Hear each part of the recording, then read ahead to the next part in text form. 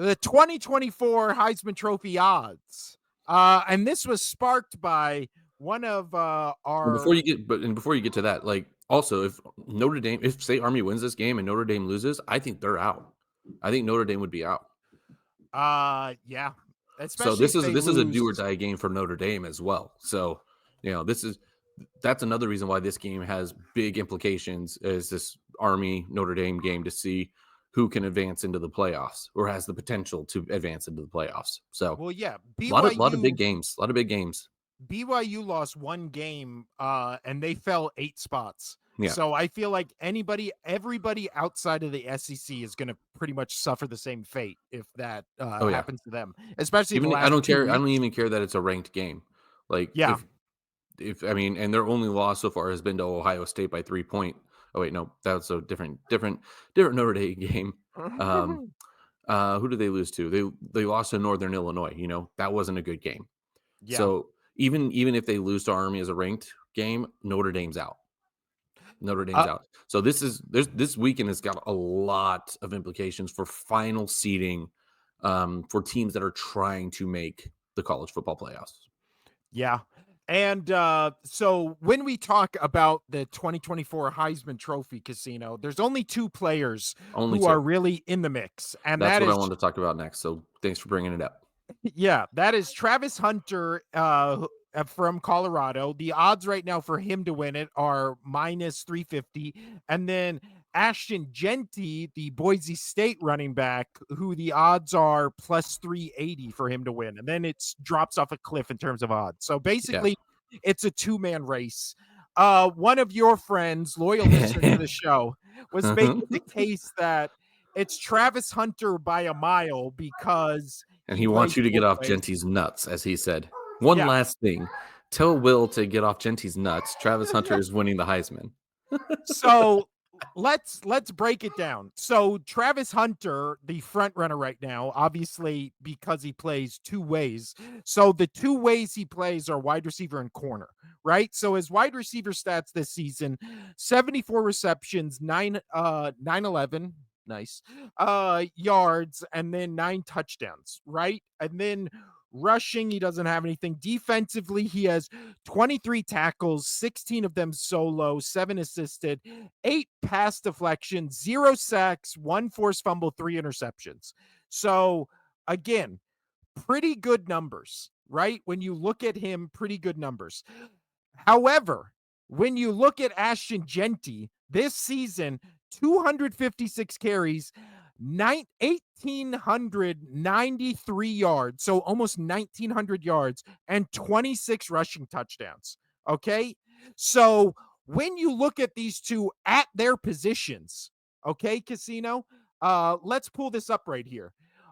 Receiving this year, the Travis Hunter is 14th in wide receivers. So he's 14th in terms of yards and pretty far down on the list in terms of touchdowns because he's caught 9. A bunch of people have caught 10 or more, right?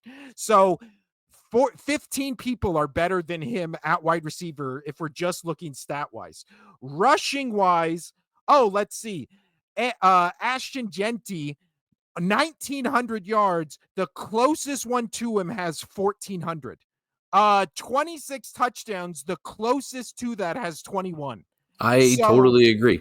But I'm agreeing with you. I think it's Genty and Travis Hunter because it just doesn't go to a running back, man. It just doesn't go to a running back. But he's yeah, doing something that running backs haven't done. Even the Heisman Trophy winners of past have not done.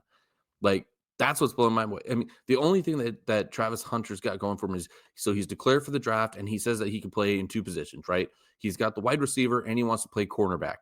So he's a dual threat. So I guess that makes him more as a Heisman candidate. But I mean, when it comes to numbers, nobody's doing what Genty's doing. Not a single no, person.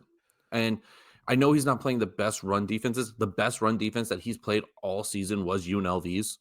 And after that, Oregon, which was still almost it was 48th at the time.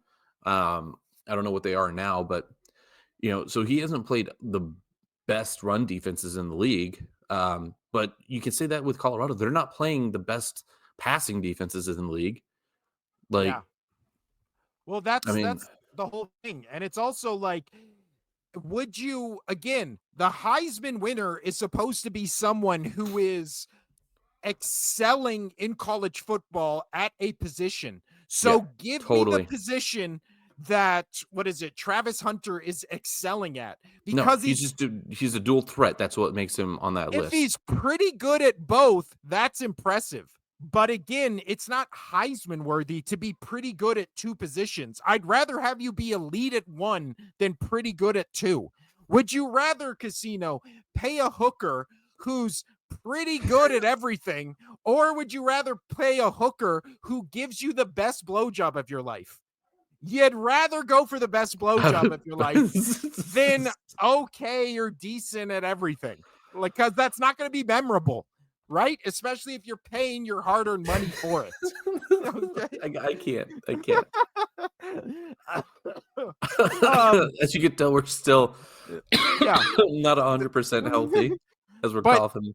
But again, if anybody would like to make the case for why Travis Hunter should do it, if your case is he's doing something that hasn't been done before, players used to do this all the time, right? Where they would be a two-way player. And again, Not even a two-way player, a two-sport player. that's true. His dad did it. But again, if the argument is he's doing something that we haven't seen in decades, then yes, that's impressive. But he's not elite at either position. So if the Heisman's gonna go to a guy who's good at two positions, then that's fine. But to me, the Heisman has always been who's the best at their position and almost transcending college football this season. And that is Mhm. Jeanty. I don't know how you can not make it Jeanty.